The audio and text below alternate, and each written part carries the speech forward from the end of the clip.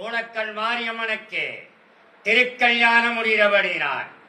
முக்கன் முதல்வனே வருக வருக, மதுரை மீனாட்சி அம்மனே வருக வருக, காஞ்சி காமாட்சி அம்மனே வருக வருக, வடக்கிற்கும் காளியம்மனே வருக வருக, கூடலூர் மாரியம்மனே வருக வருக, தெற்கிற்கும் காளியம்மனே வருக வருக, பத்ரகாளியம்மனே வருக வருக, முக்கண்ணனே வருக, முக்கோடி தேவர்களும் வருக வருக என்று சொல்லி சூளக்கல் மாரியம்மனுக்கு திருக்கல்யாணம் முடியபடினான்.